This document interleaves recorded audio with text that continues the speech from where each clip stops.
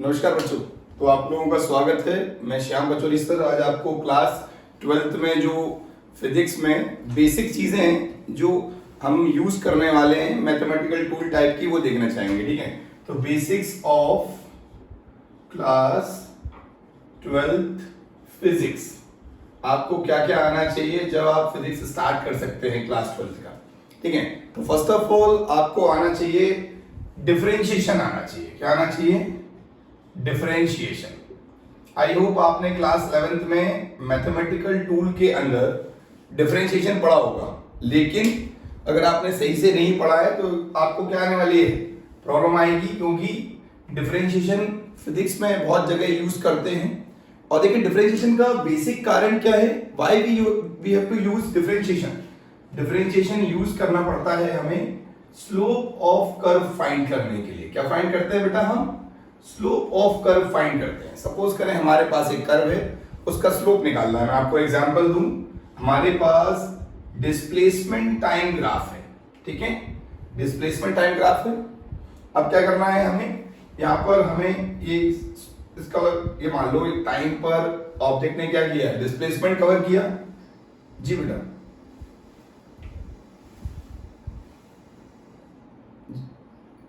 Voice नहीं आ रही है, एक सेकेंड वेट करें बस।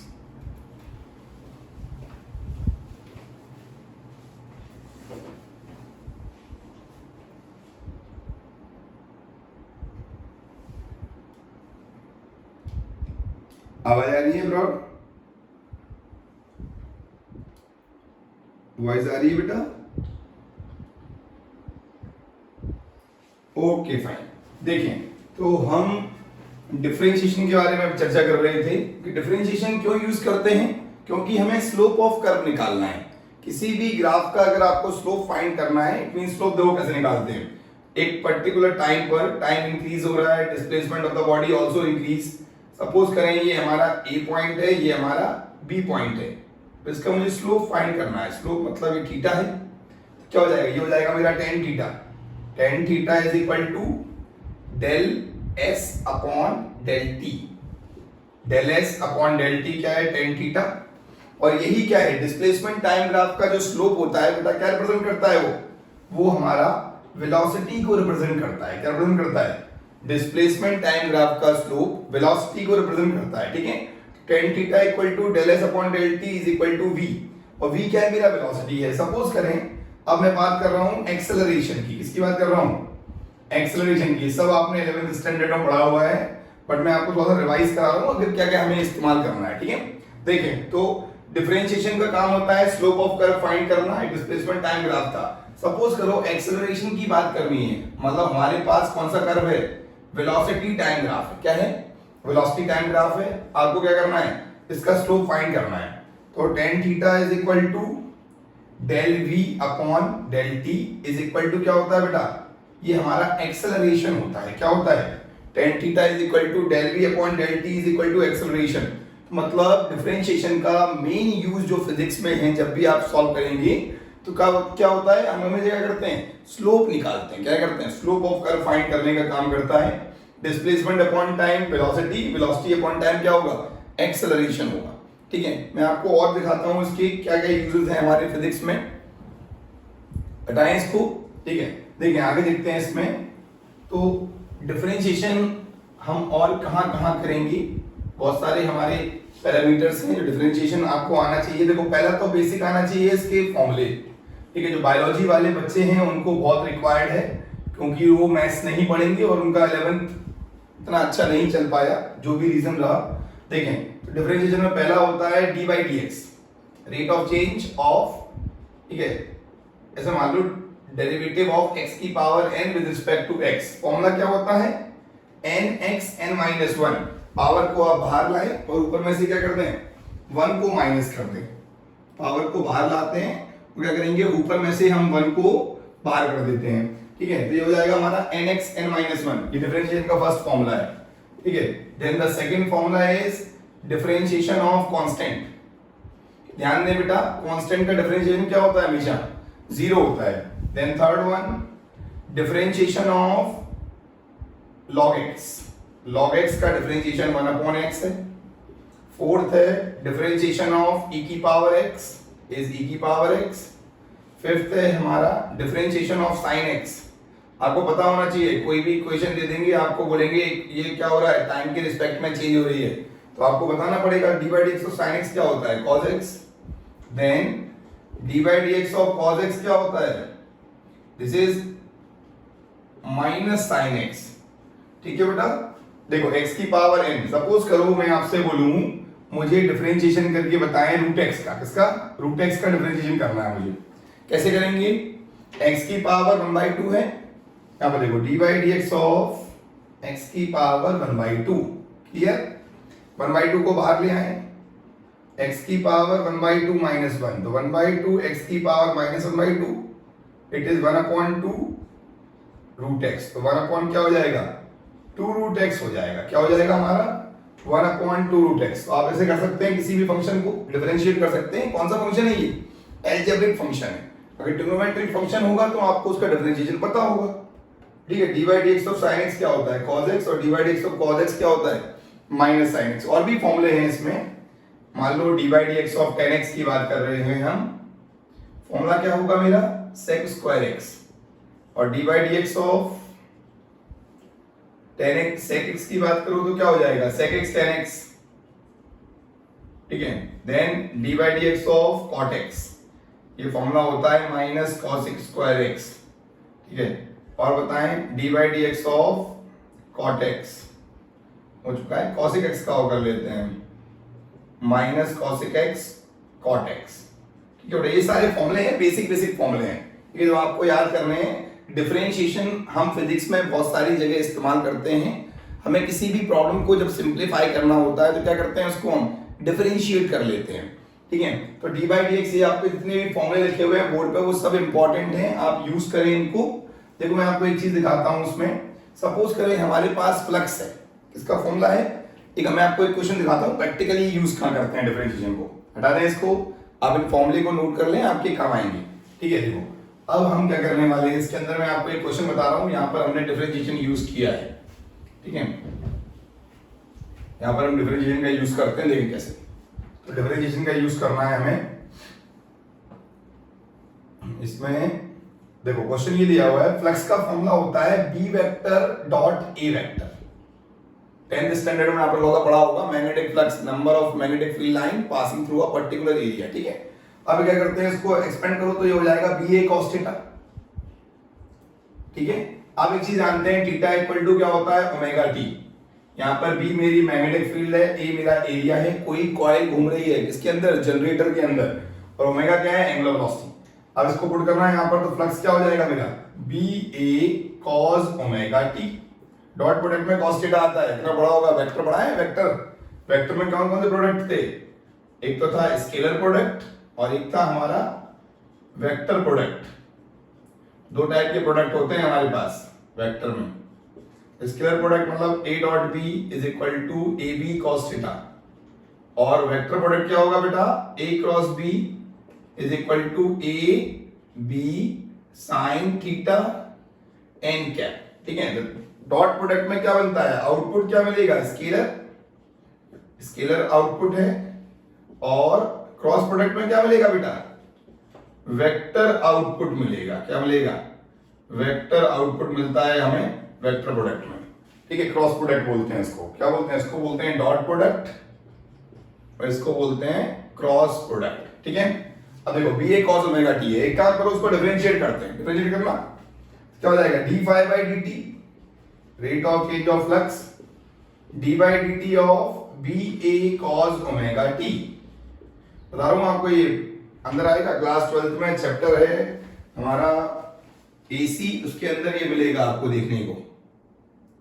एसी चैप्टर के अंदर आपको ये समझ में आएगा, इसको हम यूज करेंगे एसी चैप्टर के अंदर। ठीक है बेटा, एसी चैप्टर के अंदर इसको हम यूज करेंगे किसके लिए, ईएमएफ की इक्वेशन निकालने के लिए। ये बताओ, rate of change of flux है, टेन में पढ़ा था हमने, माइनस ई के बराबर होता है ईएमएफ, और इसको हम डिफरेंशिएट करेंगे तो आएगा B A cos omega T का माइनस साइन ओमेगा टी, और ओमेगा टी का डिफरेंशिएशन क्या होता है बेटा, ओमेगा।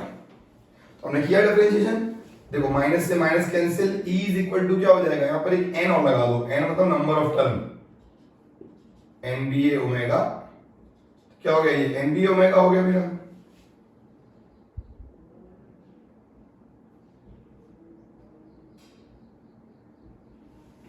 ठीक है, तो ये हो जाएगा E equal to E not sine omega T, E is equal to E not sine omega T. ठीक है, E क्या है, EMF की इक्वेशन, ये वाली दूसरी इक्वेशन है, और उसके बाद क्या है साइन ओमेगा टी। ठीक है, अभी काम करो, वोल्टेज को जब हम डिवाइड करते हैं, मतलब V equal to V not sine omega T है, जब हम वोल्टेज को डिवाइड करते हैं किससे, रेजिस्टेंस से, तो क्या बनता है हमारा, करंट बनता है। तो क्या करें हम, voltage divide by resistance V not by R sine omega T, it become I equal to I not sine omega T. ये क्या कर रहे हैं हम, आपको डिफरेंशिएशन यूज करना सिखा रहे हैं इसके अंदर, फिजिक्स में। फिजिक्स में आके डिफरेंशिएशन कहाँ लगेगा, तो डिफरेंशिएशन के लिए क्या करें, हमारे पास दो इक्वेशन है, B dot A, B A cos theta, theta की वैल्यू ओमेगा टी है, हम कॉस ओमेगा टी का क्या कर रहे हैं, डिफरेंशिएशन क्या आता है, कॉस ओमेगा टी का माइनस साइन ओमेगा टी, और ओमेगा टी का ओमेगा, बिकॉज में हमने लगाया चेन रूल, क्या अप्लाई किया है, चेन रूल अप्लाई किया है। ठीक है, v equal to V not sine omega T, chain rule का इस्तेमाल किया गया है। ठीक है बेटा, ये डिफरेंशिएशन का कुछ बेसिक है जो आपको पता होना चाहिए, अदरवाइज आप फिर क्वेश्चन सॉल्व नहीं कर पाएंगे, अंदर आपको दिक्कत आने वाली है, क्योंकि फिजिक्स इतना सिंपल नहीं है जितना आप सोच रहे हैं। तो इसको सॉल्व करने के लिए क्या होगा, आपको बेसिक्स तो पता होना ही चाहिए। ठीक है, अब मैं आपको एक चीज दिखाता हूं कि where we have to use integration. Integration कहां यूज करते हैं वो देखें, where we have to use integration. ठीक है, इंटीग्रेशन कहां यूज करते हैं वो देखें पहले।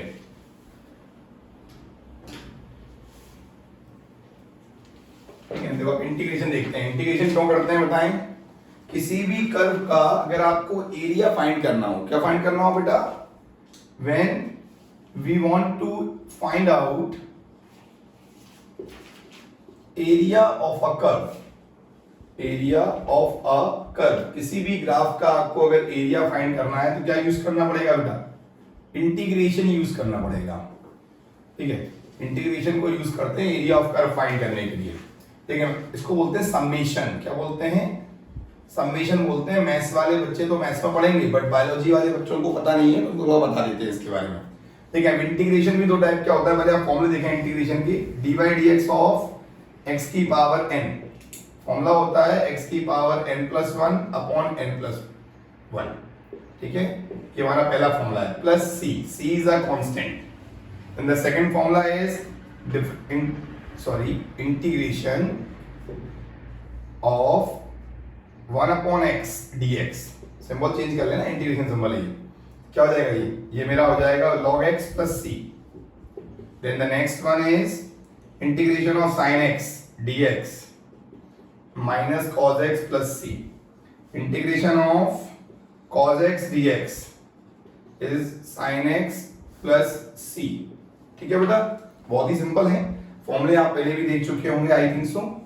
ठीक है, उसके बाद integration of constant into dx, क्या होता है, कांस्टेंट का इंटीग्रेशन होता है constant into x plus c।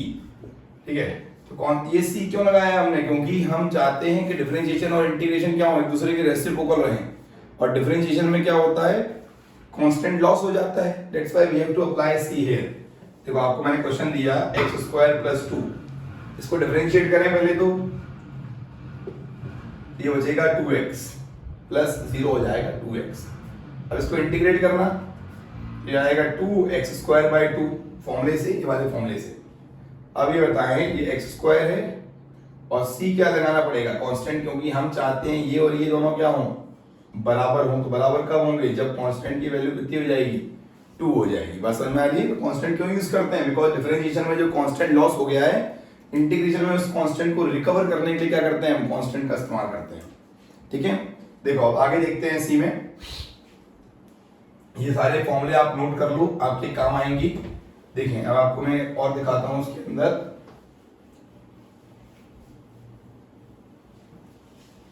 देखिए एक क्वेश्चन है हमारे पास कि हमें निकालनी है एवरेज वैल्यू, निकालनी है किसकी, ऑफ अल्टरनेटिंग करंट।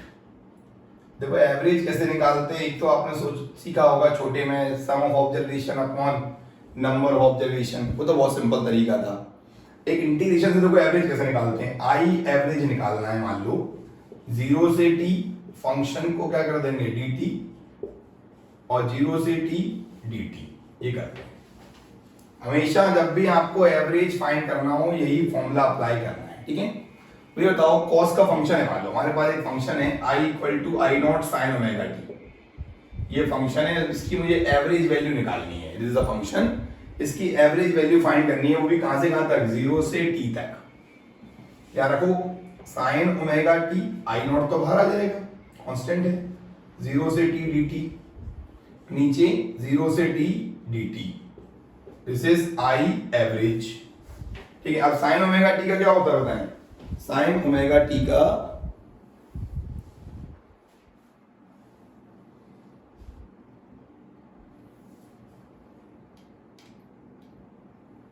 देखिए, तो साइन ओमेगा टी का हमारा एवरेज कितना होता है वो देखो,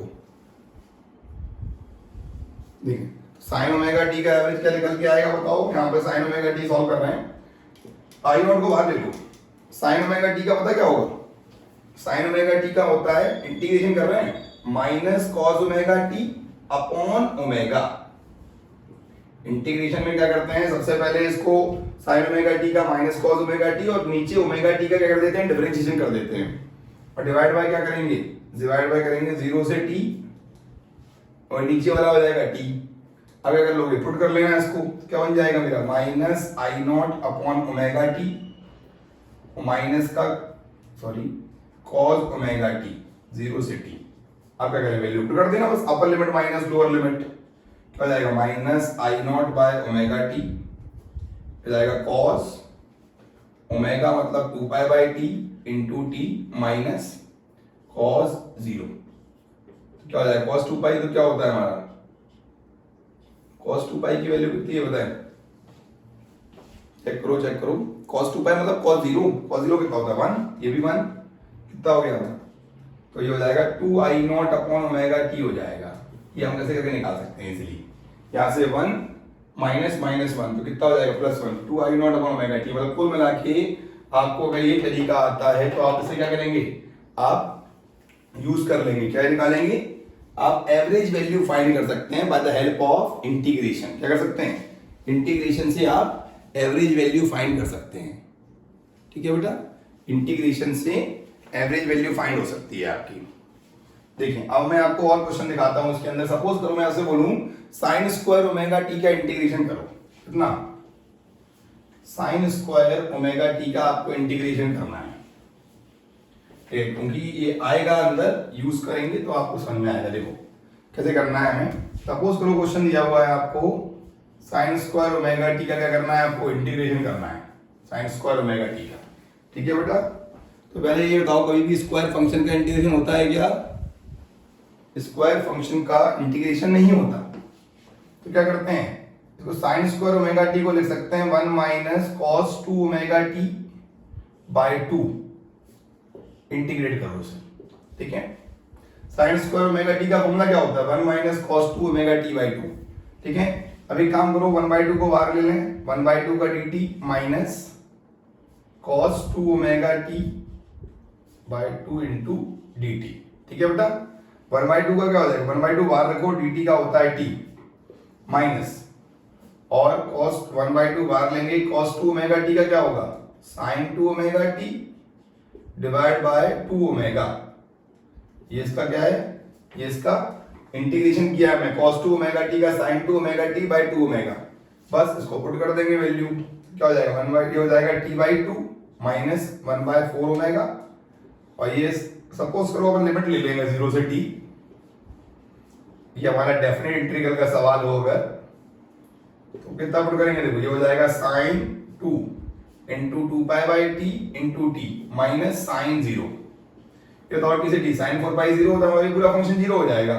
आंसर कितना आएगा इसका, आंसर आएगा इसका t/2, कितना आंसर आएगा बताओ, क्यों, साइन 4 पाई 0 होता है, साइन 0 0 होता है, इनको सॉल्व करना, वैल्यू कितनी आएगी t/2 आती है, कितनी वैल्यू आती है t/2, ठीक है।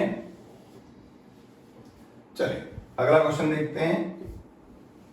ठीक है, बिल्कुल सिंपल सिंपल क्वेश्चन है, आप इजीली ट्राई कर सकते हैं इनको। देखो अब मैंने आपको एक फंक्शन दिया है sin x plus cos x, इसको इंटीग्रेट करना है -π/2 से π/2। We have to integrate this function sin x plus cos x -π/2 से π/2 इंटीग्रेट करना है। ठीक है, ध्यान दें, -π/2 से π/2 sin x plus cos x। देखिए sin x का क्या होता है हमारा, बताओ। sin x का इंटीग्रेशन माइनस cos x और cos x का प्लस sin x और -π/2 से π/2। ठीक है बेटा, बेसिक बेसिक बता रहा हूँ, इंटीग्रेशन डिफरेंशिएशन जो आपको यूज करने को आएगा। देखो तो sin x का ये पुट करो minus cos π/2 plus sin π/2 minus cos minus π/2 plus sin minus π/2। ठीक है, अब बताओ cos π/2 कितना होता है, 0, sin π/2 1 माइनस ये भी क्या हो जाएगा cos minus theta minus cos theta होता है। ठीक है, तो ये हो जाएगा हमारा, लेकिन तो 0 ही होना है वो तो लास्ट में, वही क्या हो जाएगा, ये हो जाएगा माइनस का 1। देखो sin minus theta is minus sin theta, 1 minus 1 कितना हो गया, 0 आंसर आ गया हमारा। sin x plus cos x का कितना आंसर आता है, 0 आता है, -π/2 से π/2। बहुत ही आसान सा क्वेश्चन है, और लेकिन इसमें देखो ये cos, ये देखो एक अपर लिमिट माइनस लोअर लिमिट होता है, तो यहाँ पर क्या हो जाएगा, एक नेगेटिव और हो जाएगा, तो कुल मिला के क्या हो जाएगा, ये पॉजिटिव हो जाएगा, तो आंसर कितना हो जाएगा, इसका 2 हो जाएगा आंसर। तो माइनस प्लस का देख लेना, पूरी upper limit minus lower limit करना होता है। ये minus sine minus theta, sine minus theta क्या होता है, minus sine theta, minus minus क्या होता है, प्लस 1 प्लस 1 कितना आ गया, आंसर 2 आ गया। ठीक है, क्लियर है। एक क्लास 11th का जो आपने मैथमेटिकल टूल पढ़ा था, उसमें कुछ ना कुछ आपको दिक्कतें रही होंगी, बेसिक्स में प्रॉब्लम आती है, तो ठीक है, आपको वही बेसिस हम क्या कर रहे हैं, आज क्लियर कर रहे हैं। और बैचेस अपने चल रहे हैं रेगुलर 4 बजे से 6 बजे के बीच में MWF, तो आप बैच पे अटेंड कर सकते हैं।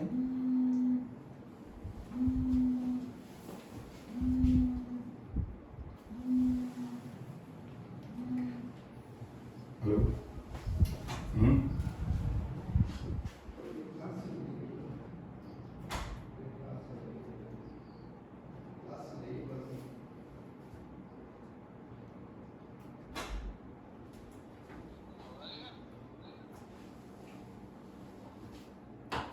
देखिए बेटा,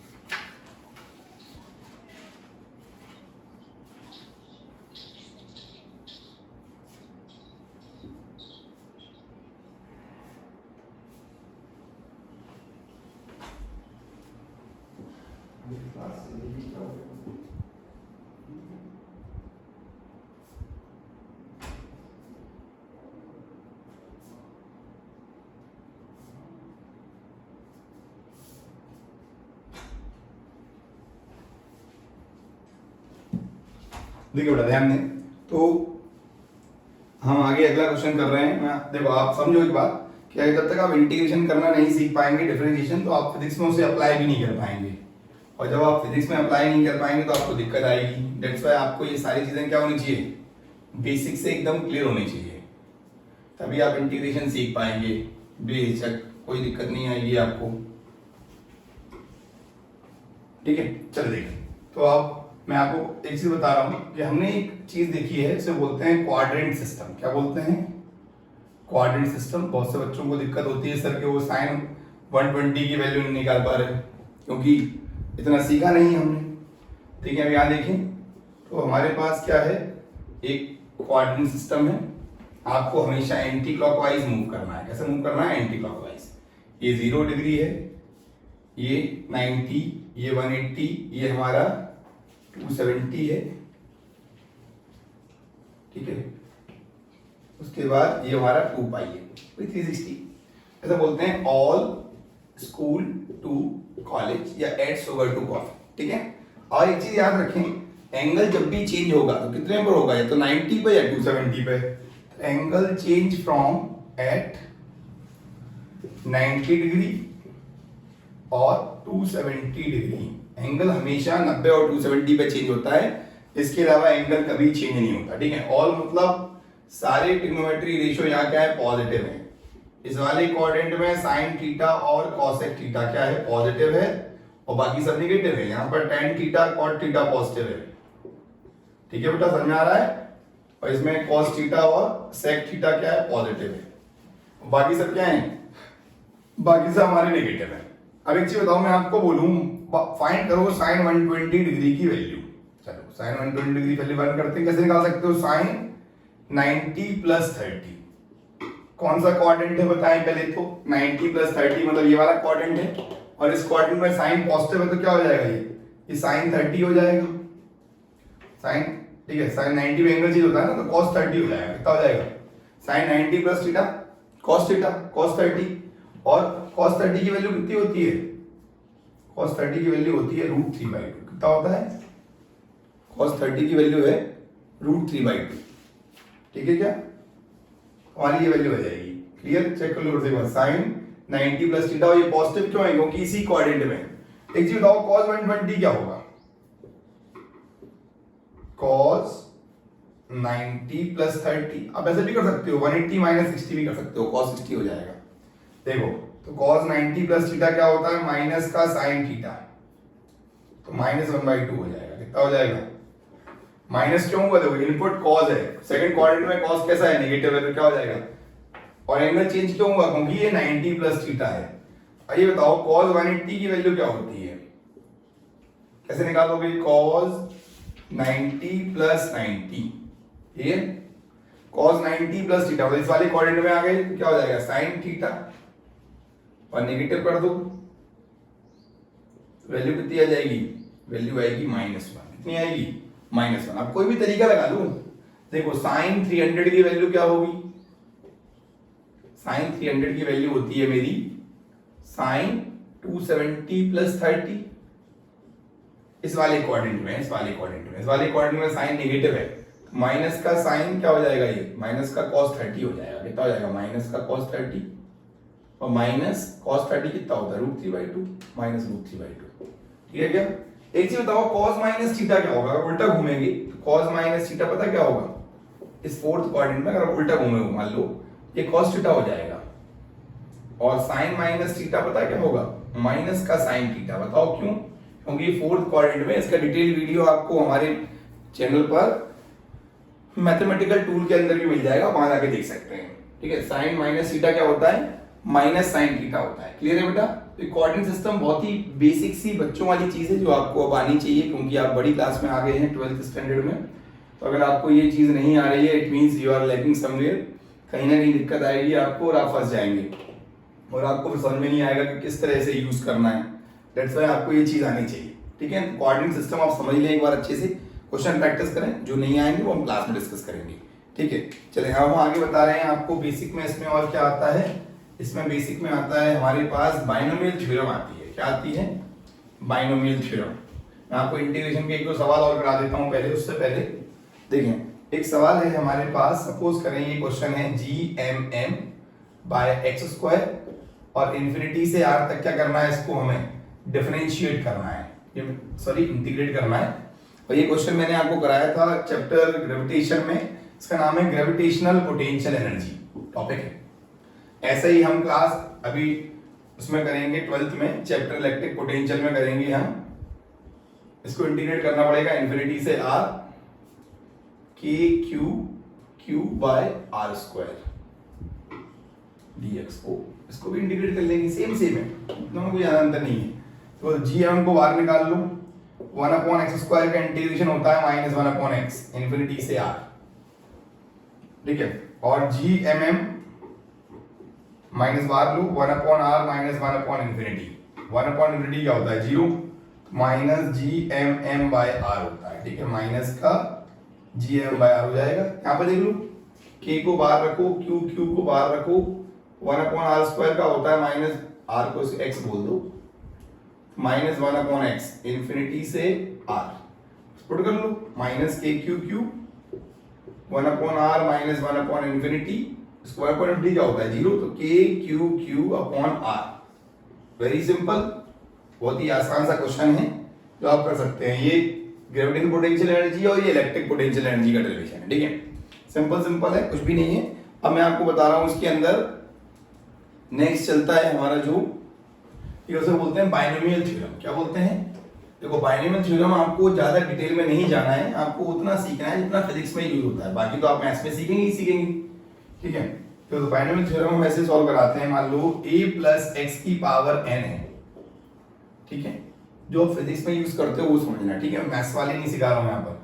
a प्लस nx हो जाता है, क्या किया हमने, by neglecting other terms, by neglecting other terms को नेग्लेक्ट कर दें तो बाइनोमियल थ्योरम में हम क्या सीख रहे हैं, बाइनोमियल थ्योरम में हम सिर्फ क्या करते हैं, एक चीज देखो, मान लो ऐसे लिखा हुआ है, ये एक फॉर्मूला आता था अगर आपको याद आ रहा हो, वैल्यू थी हमारी g dash is equal to g r plus h का होल स्क्वायर, ठीक है, तो g dash is equal to g, यहां से r स्क्वायर कॉमन निकालो, क्या बचेगा, ये बचेगा हमारा 1 प्लस h अपॉन r का होल स्क्वायर, इसको ऊपर ले जाना, ठीक है, तो क्या हो जाएगा मेरा, देखो ये सॉल्व करते हैं, g dash is equal to g upon r square 1 plus h upon r की पावर -2, इसको अंदर ले जा सकते हैं हम फिर, क्योंकि इस माइनस को अंदर मल्टीप्लाई कर सकते हैं, मल्टीप्लाई कर सकते हैं, और अदर टर्म्स को क्या कर देंगे, नेग्लेक्ट कर देंगे, मतलब ऐसे मान लो a प्लस एक्स की पावर -3 है तो ये a माइनस 3x हो जाएगा। अदर टर्म्स को नेग्लेक्ट किया, ये 100% सही नहीं है, लेकिन जितना आप इस्तेमाल करेंगे फिजिक्स में इतनी बाइनोमियल थ्योरम आपको यूज करनी है, ज्यादा आपको बाइनोमियल थ्योरम यूज करनी नहीं है 12th स्टैंडर्ड में भी, ठीक है, और 11th में आपने यूज किया होगा, ये भी बहुत सिंपल सा है, ठीक है। बाइनोमियल थ्योरम का वैसे तो एनसीआर, n की पावर r, p की पावर n माइनस r वो बहुत लंबा चलता है, बट लेकिन आपको उतना नहीं सीखना है। बाइनोमियल थ्योरम के लिए आप मैथमेटिकल का वीडियो पढ़ा होगा, हमारे चैनल पे जाके देख सकते हैं, क्लास 11th का मोनू सर वाला वीडियो देखिए। बताएं अब नेक्स्ट, तो आगे मैं आपको बता रहा हूँ क्या इस्तेमाल करते हैं इसके अंदर, देखिए ये सब हमारा बेसिक है, और क्लास जो चैप्टर फर्स्ट चल रहा है हमारा, ठीक है, क्लास 12th में जो वॉल्यूम 1 है, वॉल्यूम 1 में और वॉल्यूम 2 में हम क्या पढ़ने वाले हैं वो देख लें थोड़ा सा। देखिए वॉल्यूम 1 में जो फर्स्ट यूनिट है हमारी वो है इलेक्ट्रोस्टैटिक, जो हमने स्टार्ट की हुई है अभी। इलेक्ट्रोस्टैटिक के अंदर 2 चैप्टर हैं, इलेक्ट्रिक चार्ज एंड फील्ड, ठीक है, और सेकंड है इलेक्ट्रिक पोटेंशियल एंड कैपेसिटर। उसके बाद सेकंड यूनिट है हमारी इलेक्ट्रिसिटी, थर्ड यूनिट है मैग्नेट, इसमें भी 2 है, मूविंग चार्ज वाला मैग्नेट और मैग्नेटिज्म।